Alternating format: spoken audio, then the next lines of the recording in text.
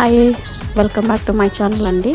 ఇవాళ సండే కాబట్టి మా ఇంట్లో మటన్ కర్రీ అయితే చేసుకుంటున్నాము.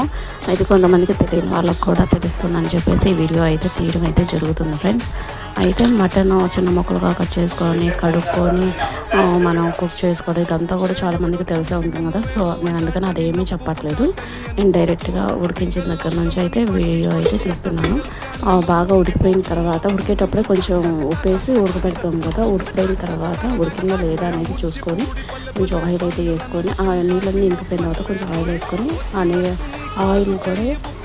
ఆయిల్లో కూడా మటన్ అనేది బాగా ఫ్రై అయిపోయిన తర్వాత కొంచెం అల్లం వెల్లుల్లి పేస్ట్ వేసుకోండి. అల్లం వెల్లుల్లి పేస్ట్ కూడా ముక్కలన్నిటికి బాగా పట్టి ఆ స్మెల్ అనేది పోయేంత వరకు బాగా కలుపుకోవాలి. ఒక 2 నిమిషాల పాటు ఆ స్మెల్ అంతా పోయిన తర్వాత మనం సన్నగా తరగబెట్టుకున్న ఉల్లిపాయలు, పచ్చిమిరపకాయలు ఆ క్వాంటిటీ మనం ఎంతైతే గ్రేవీ కావాలనుకుంటే ఎక్కువ ఉల్లిపాయలు, కారం కొంచెం తక్కువ కావాలంటే తక్కువ పచ్చిమిరపకాయలు. అవి కూడా ఏమీ మ్యాండేటరీగా నేనేమీ చూపించట్లేదు. సో అందరు ఇళ్ళల్లో వేసుకునేది వాళ్ళ టేస్ట్ని బట్టి కోసుకుంటారు కదా. సో ఉల్లిపాయలు, పచ్చిమిరపకాయలు వేసేసుకొని ఇవి కూడా బాగా మగ్గిపోయేంత వరకు ఉంచాలండి.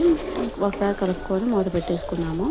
బాగా మగ్గిపోయిన తర్వాత ప్లీజ్ మన ఛానల్ని ఫస్ట్ టైం చూసినట్లయితే ప్లీజ్ సపోర్ట్ చేయండి ఫ్రెండ్స్. ప్లీజ్ అవి మధ్యలోపు ఒక చిటికెడు చింతపండుని నానబెట్టుకుంటున్నాను.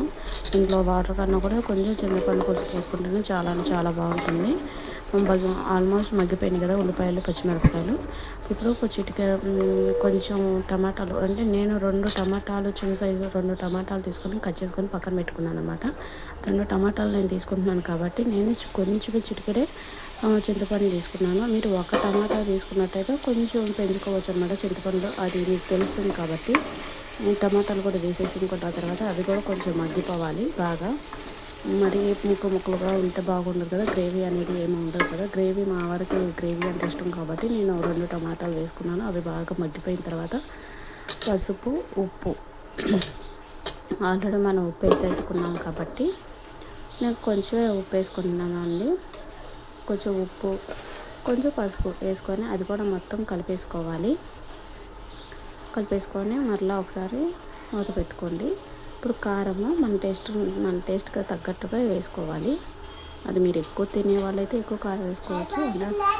ఇనీస్ కూరల్లో కారం ఎక్కువే పడుతుంది కాబట్టి కారం నేను కొంచెం ఎక్కువే తింటాను.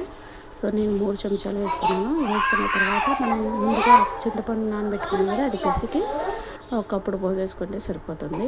అదంతా కలిపేసుకున్న తర్వాత ధనియాల పౌడర్, కొంచెం కరివేపాకు